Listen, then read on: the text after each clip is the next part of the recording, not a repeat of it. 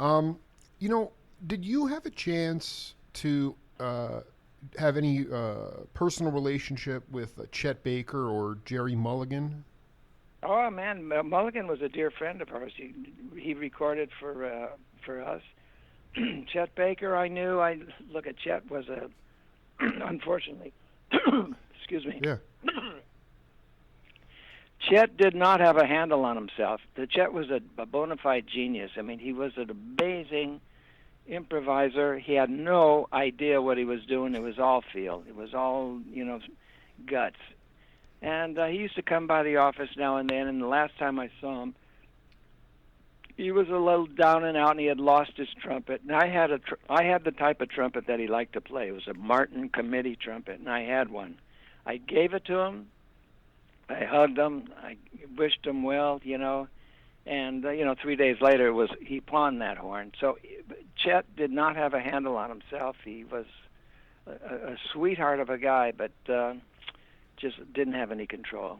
Because I have a theory, and you can, this is totally hypothetical, but I believe, after doing quite a bit of research on this documentary for Stan Getz that I'm working on, you and him became incredibly close, and you reached out to him at the end of his career and said, "Hey, is there any stuff you want to record?" You gave him. He didn't have a recording contract, and I'm like, I think Herb, did you? I guess here's the better question: were you able to properly say goodbye to Chet and Gerry? And if so, if not, is that one of the reasons why you made a commitment to Stan to say, I want to make sure that this guy has the proper send off? Because I missed the boat with those other cats. Not really. I called Stan. He was in Palo Alto at the time, and I asked him, like you just said, I asked him if there's anything he'd like to record that he hadn't recorded. He was hemming and hawing. I said, look it, man, you are so lyrical when you play. Let's write some songs, either with me or with some people I get, and see what we can do. And he got all excited about that. He said, let me come down and talk to you. So he, it was maybe 2 days later, came over the house. We started talking, and he said, I want you to produce the record we do. I said, man, I'm not going to produce. I heard horror stories about you. I was that honest with him, because I had heard horror stories about Stan and the way he treated people because of his addiction. Zoot Sims once said that Stan, when I asked him about what do you think of Stan Getz, he said, well, Stan is the best bunch of guys I've ever met. He's a bunch of nice guys. He's a bunch of nice. Yeah, he's a bunch of nice guys. Whatever. Yeah, right. Anyway, so Stan and I got together with Eddie Del Barrio. We wrote some songs. We did this Appassionato album, and I decided to produce them. But I was thinking about, oh man, all these stories I heard. He talked me into doing this, and I hope everything works out. Anyways, in the middle of the session, he threw one of those S-fits, and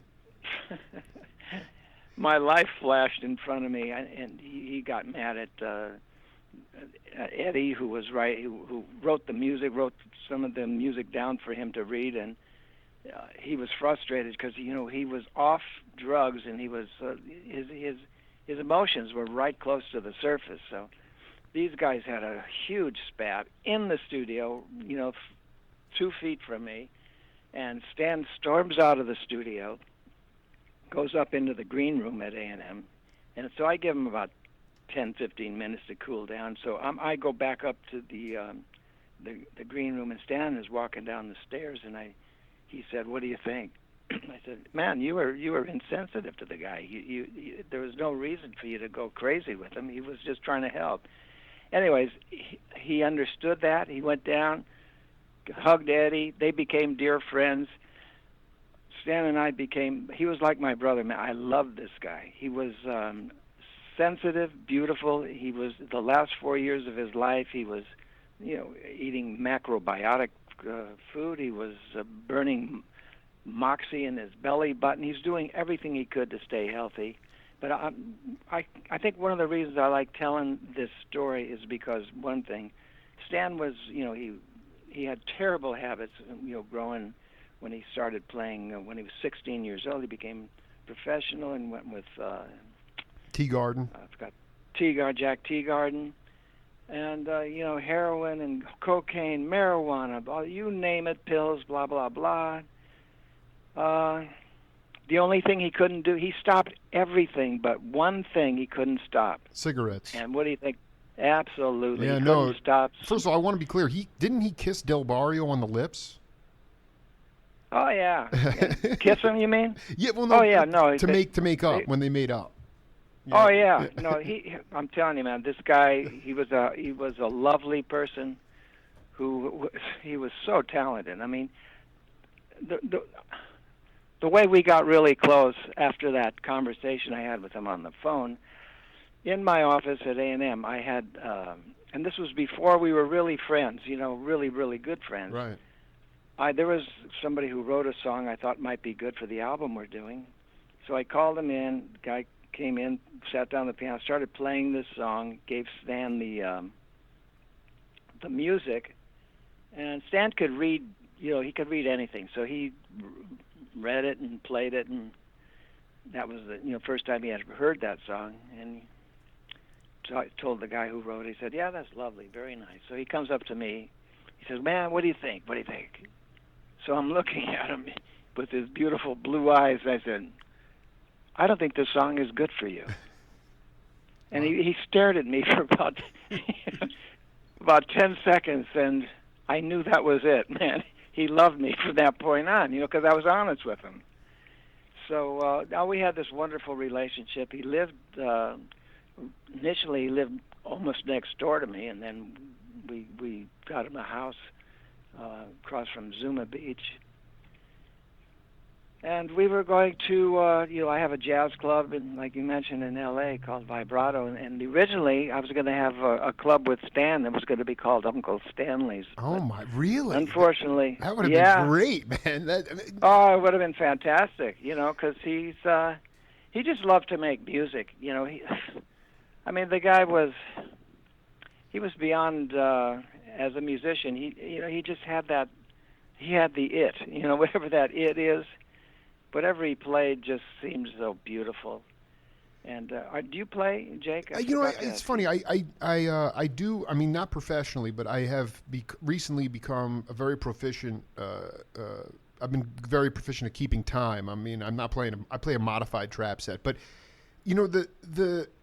this is what I want you to try to square this, because you really knew Stan. Stan sobered up in 1985. And and then your relationship started to be cultivated, and you guys spent a lot of time together. But you openly acknowledge, like, when you did the jam sessions, but you did make a right turn into the pop world at a certain point, and you dealt with stardom, but there was a lot of stability. And I'm trying to square this circle with Stan between this idea of having pure stone genius inside of him. I mean, literally just he at ninth grade, he was on the road with Teagarden, and he was improvising like crazy. He was lyrical, like you said. I mean, and yet he couldn't explain it, and he had to go out and perform and be this person, this beautiful, handsome person, and yet there was also this Jekyll and Hyde character. And I mean, I wanted you to talk about how, if you guys talked about how he dealt with that, because a lot of people say the same thing. We love Stan, but they never really say. I'm still looking for that human part of Stan, and I think he struggled to express that verbally. And I just hoping you could talk about that. Well, I would just maybe not be totally accurate, but I know, like, when he was 16, he went with Jack Teagarden, and Jack Teagarden was a fabulous musician as well, became a surrogate father for him, and he learned some really bad habits. He started drinking. Right. And I think that's where alcohol played a big part in his start. And I remember telling me a story. Him and Jack Teagarden went fishing on a lake in tuxedos. So he's one of those guys. He was up for anything. And then I guess one thing led to another. And then when I met him, in the story that I told you a bit ago, he was totally off everything except smoking. and I was the first one that produced them in a session without any accoutrements, no additives, and he was wearing this green silk shirt, and there was sweat all over. I mean, it was the shirt was soaked, and he had like 4,000 reeds on the floor every time he'd pick up a reed to put into his sax. It didn't work, and he was nervous. He was just didn't think he could perform without drugs, but he did, and it didn't make one bit of difference, man. He just sounded beautiful. So I don't know the evolution how. I think he was one of those addictive persons. He just he was open for a lot of things. He was not totally mature, when he started traveling at 16. He didn't have I don't think he had a good solid background that allowed him to assess. But though, I'm telling you, in those days, a lot of those musicians thought that how do you get to play like Charlie Parker? I mean, Right. This guy is like on another planet when he plays. He's like unbelievable. He's only early 30s. And a lot of musicians, I think, thought that, well, that's the way you get there. You got to be drugged out. So maybe that was kind of the way that some of these guys put it together. But Yeah, I mean, once you get hooked on it, I had a Shorty Rogers was a dear friend of mine, and I don't think I'm spilling any beans on Shorty because Shorty was an amazing person in addition to a great musician, but he was rooming on the road with an addict, and the guy kept wanting him to try the drugs, and Shorty was very clean. So one day he just out of curiosity sniffed some of that stuff, and he said it was such a fantastic feeling for him. He said, I got to stop this right now, and he didn't take another sniff of anything, clean as could be. But that one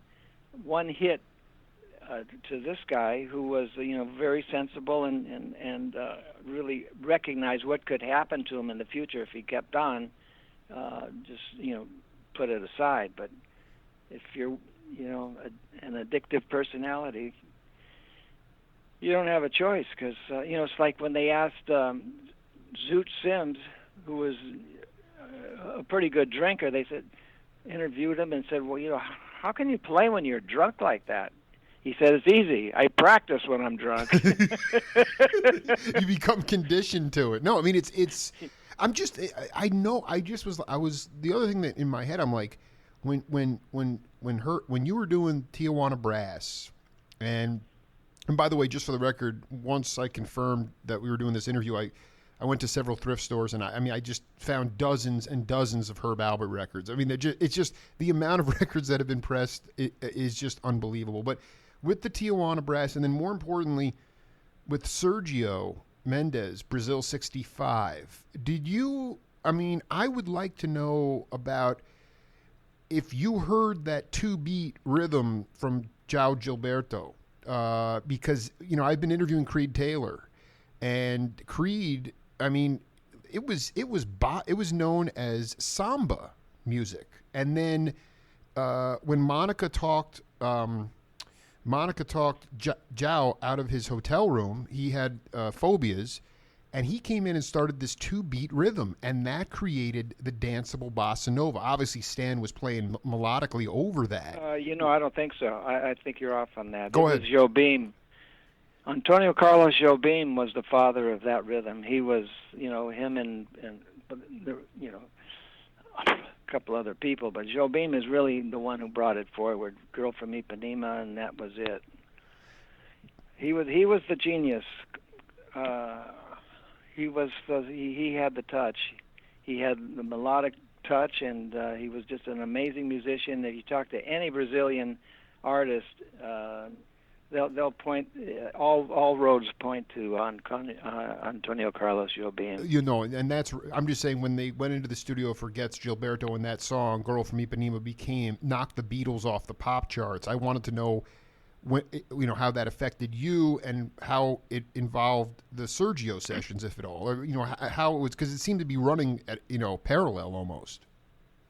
Right. Well, that was in 1962, and Stan, was certainly instrumental in bringing it.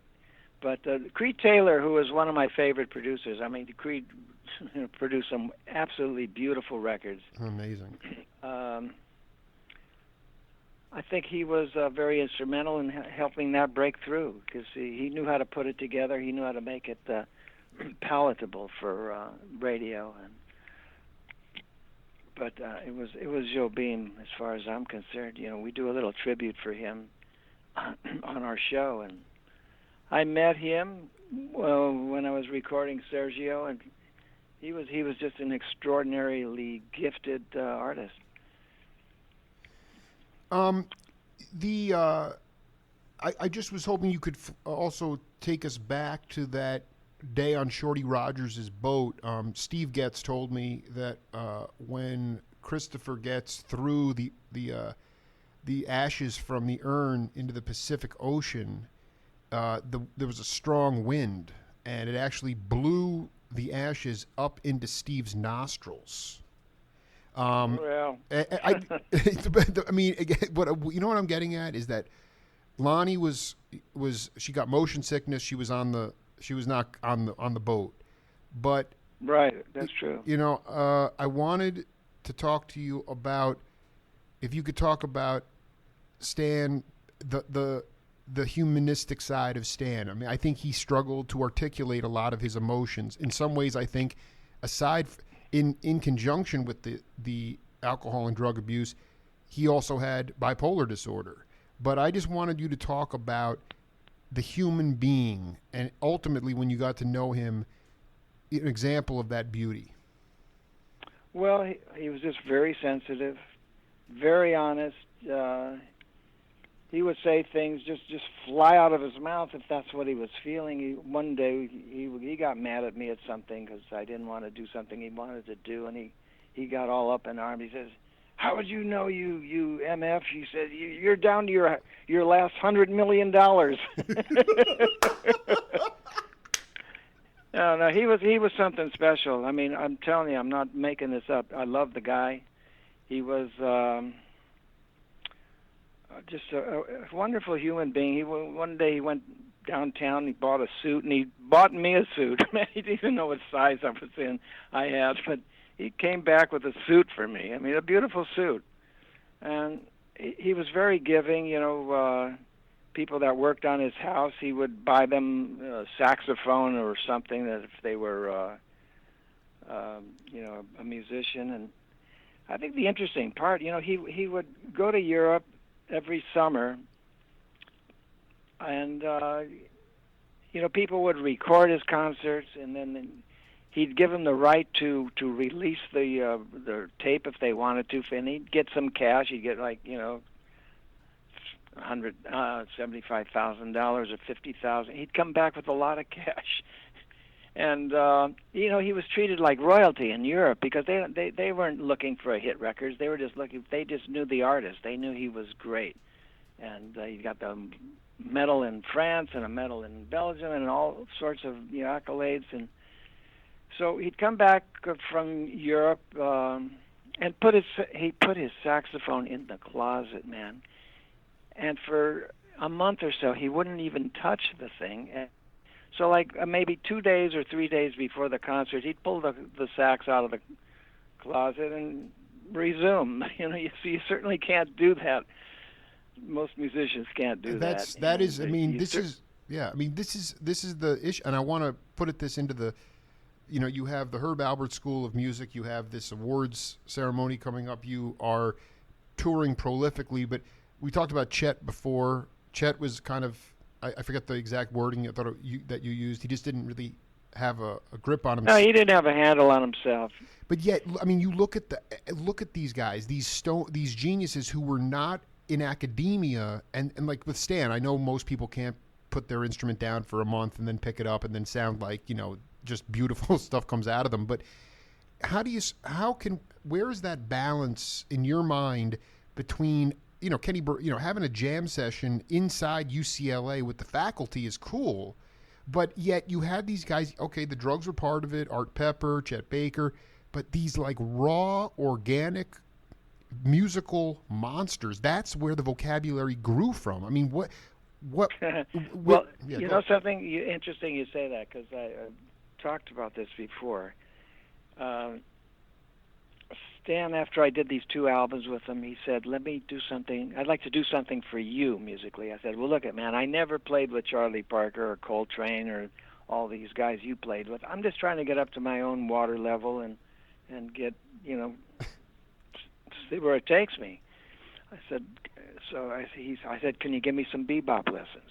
He said, "Absolutely." So we're in my studio here, where I'm sitting right at the moment, and I said, "Do you think I should work on the 2-5-1 chords in every key?" Which is page 1 of Berklee School of Music, Manhattan School of Music. That's just the basic thing if you're going to play, music and improvise, because it's all through all sorts of songs, pop songs and jazz songs as well. So I said, "You think I should do that, to work on those chords, 2-5-1s?" He looked at me and he said, "What's that?" Okay, so here's the point. We analyzed what these guys were doing, what Coleman Hawkins was doing, and all the great jazzers, and those guys didn't think like that. They had no idea. They didn't break it down. It was all feel, and they knew the chords, they knew the changes, they knew, how to manipulate, a minefield of changes, but they didn't think like we have broken it down, and it was just another way. And I think that's why jazz, when you listen to Miles and you listen to those great jazz musicians, it's right from the heart. It's just, Stan always said, I didn't play a note. I didn't really mean. I don't know if I would go that far with him, but one day I asked him, I said, "Man, what are you thinking when you're playing jazz?" Check this out, Jake. You'll love this one. He says, I think that I'm standing in front of the Wailing Wall in Jerusalem and davening. But it does. I mean, but that's the other part of it. Did you? Because I've talked. Steve said too that Stan, it was always vexing for Stan, because he never understood whether it was Desafinado or the stuff he did with Louis Bonfa or Girl from Ipanema. He couldn't understand why these songs ever became popular. They're like big hits. He could never figure it out. He never understood it. Well, I can. They were good. But it speaks. It talks. I mean, it just speaks to this idea of him being in this alpha state, this piercing state where he would be on the bandstand, the blue eyes piercing, and just playing what came out of him so completely organically. And I wonder today, I mean, you're not teaching in a faculty position, but I mean, if somebody said to you, or if somebody asked you, should we do the 1-4-5 or whatever the traditional Berklee 2-5-1, would Herb Alpert say, forget about that? How do you push them outside? Because people would look aghast at you if you said what Stan said to you now in today's more academic training. Well, we have the Monk Institute at UCLA, and now and then, I'll go in and I'm not a good teacher, but I do what they call a master class. And last year, or I guess it was a year and a half ago, I did one, and these guys started playing. They play these 6 musicians. They play the song, and then each one takes a chorus and starts playing jazz, and I'm listening to it. And yeah, I know I have a reputation as a kind of a pop jazz musician, but I was listening to it, and I said, "Okay, do me a favor. When you play your jazz solo, don't try to impress me with anything. Don't try to impress the other musicians. Don't try to do anything other than don't play a note unless it's coming out, unless it's a real note that's coming out organically." And the transformation of what they played was startling. I mean, compared to what they were trying to, razzle dazzle me with their notes and their technique and all that. And all of a sudden, it came down to just the feeling of those notes and the feeling of why these notes were coming out. It was amazing. It was transformational. Let's see. What was the question? No, I'm gonna read. This is from our first interview. You said Picasso used to say, "You can paint the same picture over and over again, but don't do it the same way." And there's a lot of guys that are chasing bebop. Miles was famous for saying these young guys are playing stuff that nobody came to see in 1948-49 when Dizzy and Charlie Parker were playing around the country. This is the part that's amazing. You said they're chasing an art form that nobody liked at the time. They're chasing an art form that never really happened. You said. I mean, that to me is profound. I mean, these guys, Getz, Stan. I mean, one of the revelations in doing all this work is just like seeing these bebop. I mean, Stan Getz. What's your favorite bebop record? I mean, is it for musicians only? Is it with Oscar P? Steve Gadd said he can't stop listening to this pianoless quartet with Herb Ellis, Oscar, Ray Brown, and Stan, or a drummerless quartet. But they were chasing an art form they didn't even know it never even existed. Yeah, that's true. But I'll give you thinking of something that's really profound. There's only 12 notes in the Western lexicon of music. 12 notes. We all have those 12 notes. Mozart had those 12 notes. Beethoven had those 12 notes. Thelonious Monk had those 12 notes, the same notes, man. Look at all the stuff that's happened in between with those 12 notes, and to say nothing about all the rhythms that you can use. It's striking to think, that you can be creative. You can keep being creative on those 12 notes. Did the students come up to you when you asked them to just be yourself, just be the courage to be yourself, and when they actually stop trying to impress you? Did they come up and say, "Boy, that was liberating, Herb"? I mean, how do you? I didn't feel it. I didn't feel it. I felt the feel. I felt that they got it. I think there's two types of musicians. Whether you're a pop musician, a jazz musician, or a classical musician. Well, classical might be a little harder because you're interpreting, what the composer wanted. There are musicians that play the right thing. You listen to fusion music, it sounds great, man. I mean, they're playing intricate stuff. It's in tune. It's right. There's no mistakes. It's beautiful. It's blah, blah, blah. And then there's artists that are looking for the right thing, and that's Miles. Those are the great ones. That's Chet and Gerry Mulligan and Stan and the rest of them that are just doing that thing that'll live on forever because it's real. But on top of it all, when you talk about the Girl from Ipanema, blah blah blah, timing plays a huge part in what artists do. And we started A&M Records in 1962. If we tried to start it in today's environment, I know it would not have happened. So it's timing, and timing plays a big part in the songs that come out. And why did some songs hit and some don't? Boy, you can't put your finger on that one. At A&M, now and then I'd hear a record that I thought was beautiful, that great single, perfect, could really, climb up the charts and be number one, and I'd get all excited about it and play it for the promotion staff, and they'd be staring out the window like, huh? Are you kidding me? And then, and then I released Rise, which some people didn't want to release, in 1979, and it was struggled for a while, and everyone was hemming and hawing with that thing, an instrumental, man, where are you going with this? It doesn't sound like the Tijuana Brass, or blah, blah, blah. Bang, it hit, man. It was number one on, all the charts. So it's timing. Yeah, you got to be at the right place at the right time. And if not, that door's not going to open, no matter how talented you are and how good that record might be. Well, there's a divine... See, I think that record you played to start with, Flamingo, I did this album that I was trying to make an album that would be uplifting. and a feel-good album. I wasn't compromising. When you hear me play, it's just the stuff that comes out of me. It's not like I'm manipulating it. I'm not trying to make it. I'm not trying to appeal to anyone but myself. I feel if I can play something that's fun for me to play, it's going to be maybe fun for someone else to listen to. And I think I nailed it with this album called Herb Alpert Volume 1.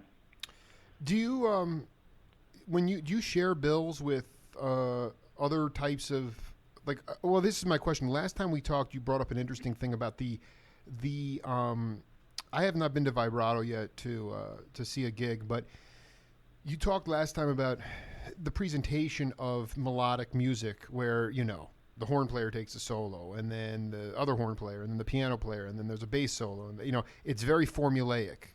Have you? And you said that needs to change up a little bit. That we need to change the way it's presented. I mean, have you made any progress? I don't know if that's the right word, but I mean, have you seen a change in that? Can you layer on that a little bit? Because I think that I am obsessed now, Herb, with increasing the vocabulary of all musics, and I just want to find a way. And I want to know if there's a further wisdom aside from because you said something last time too. I mean, a lot of people, like Joni Mitchell for me. She's not considered a jazz artist, but she was experimental. She laid it all out there, and that's as much jazz, you said, as Thelonious Monk. And I love that stuff because it's all music. Well, yeah, if you hear Wayne Shorter talk about that, he talks about, forget the word jazz. It's about passion. If you're passionate about what you're doing and it's in the moment, and that's jazz. That's why I signed the Carpenters in 1969 or 1970.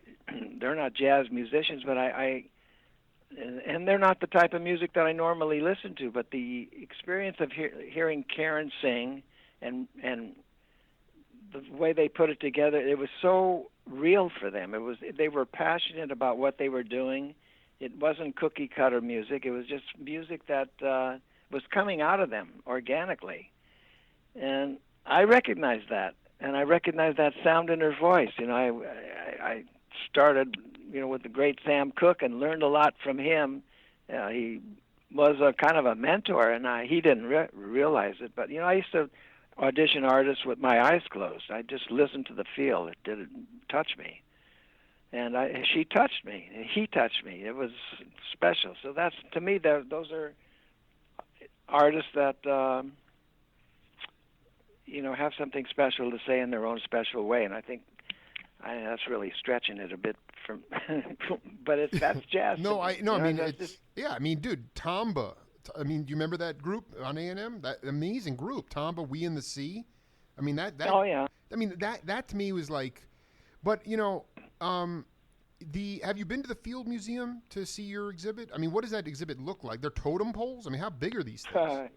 Yeah, no, I was there when we put them up. It was, sure. They're totem poles. They're like from 13 to 17 feet, bronze totems. And the connection is, they have an extraordinary exhibit inside the museum itself of the Pacific Northwest totems. And there's a connection because my totems are not isolated to Herb Alpert's whim. It's obviously I saw something that touched me, and I started riffing on that. And if it hadn't been for those totem poles that are inside that museum, the ones that are outside would not have been, because it has to start someplace. And in fact, there's a beautiful, if I must say so myself, totem inside the museum. Yeah. That's Katie Corner from Sioux, and it's one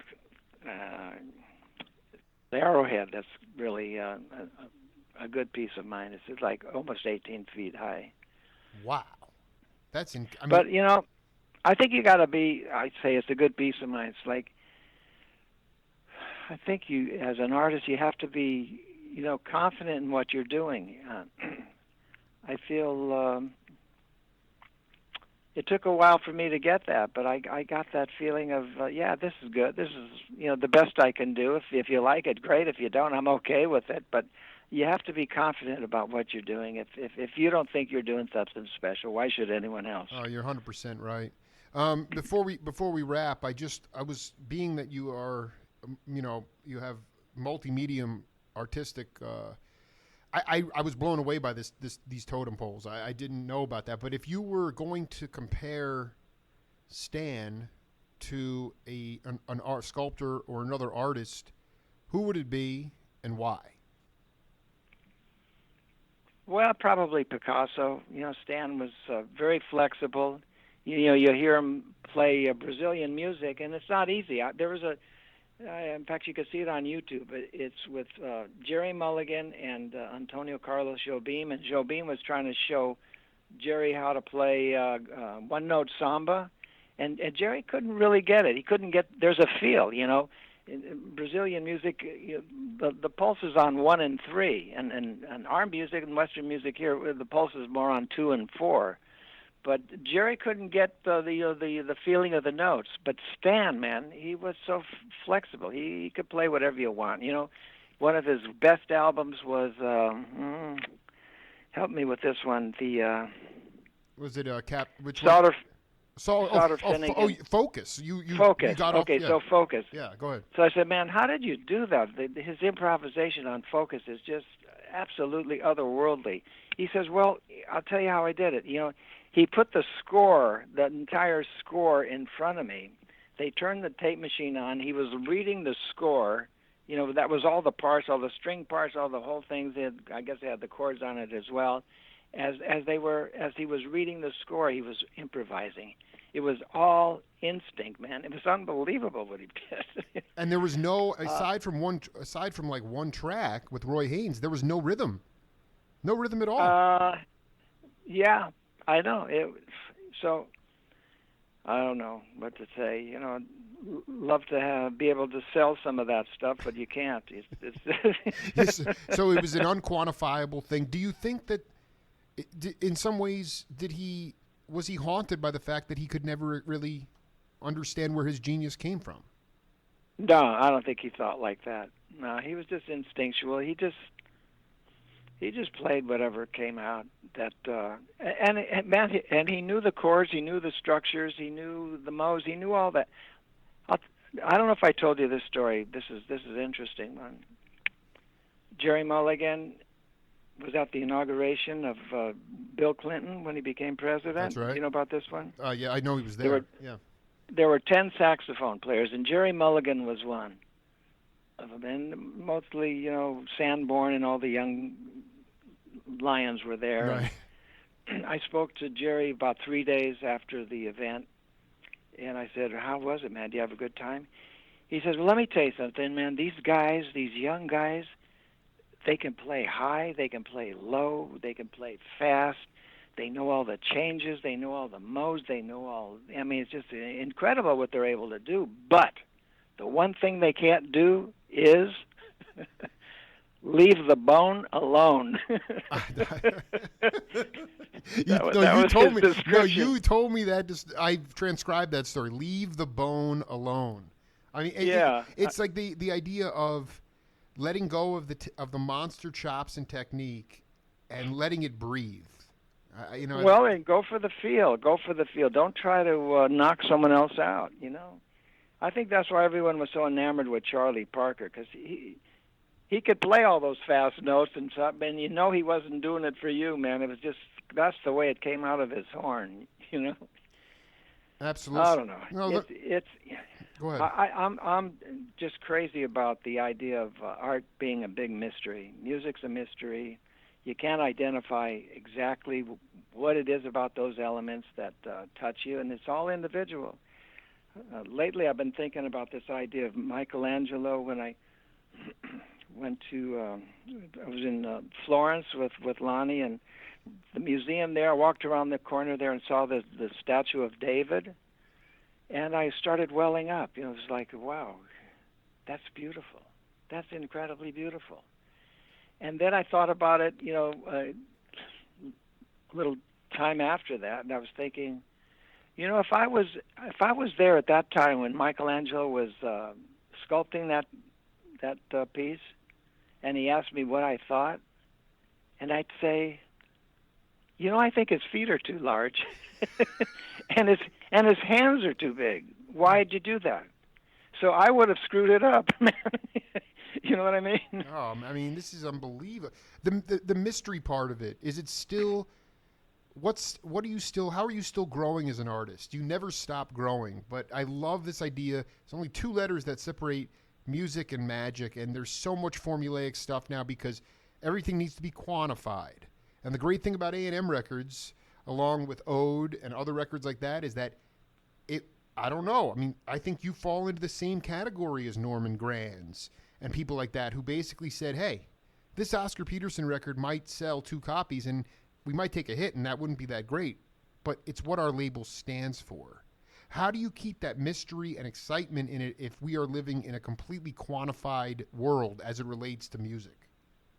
I don't know. You got to be lucky. You got to have timing on your side. And, I was going to do this album with Shorty Rogers, who I just adored. I mean, Shorty was a dear friend of mine, loved the guy. And I said, Shorty, is there anything you wanted to write that you haven't? And he said, yeah, there are a couple of things. I said, well, put it down. Let's see what you got. So he was working on it. He had a score, and I said, yeah, what do you think about recording it? He says, well, I'm not quite ready to record it yet, but I think if we have God in the booth with us while we're recording, it'll be great.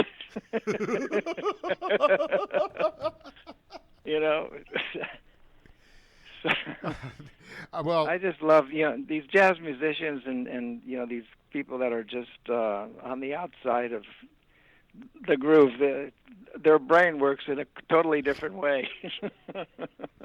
If there's one thing, or if there's a couple of things that you would want to see in this film documentary on Stan, and you would want the world to know, what would it be?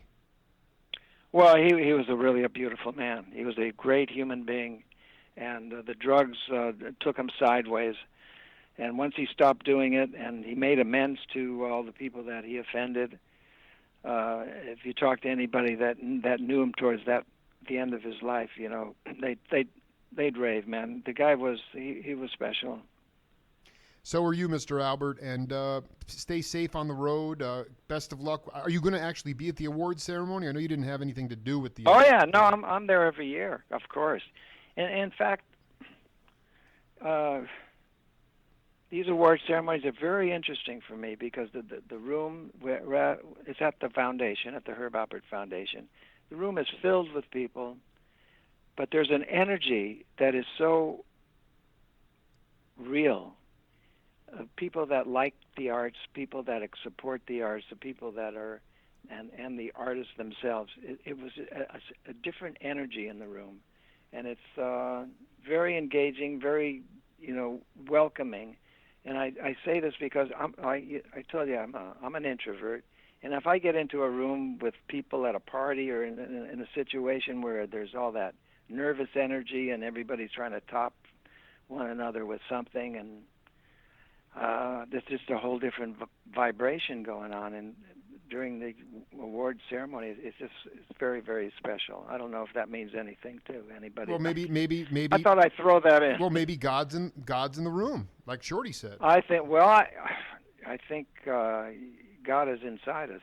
So yeah, that's right. If you're buzzing at the right vibration, He'll be there. Mr. Alpert, I look forward to seeing you down the road, meeting you in person. Thank you so much for taking the time today on my program, and continued success, and keep spreading love around the world. Lord knows we need it. Yeah, thanks, man. It sounds like you're doing a good job doing that, too. So thanks, Jake. I appreciate it. All the best, Herb. Talk to you soon, man. You too, man. Thank you. Later on. Bye-bye. Bye-bye.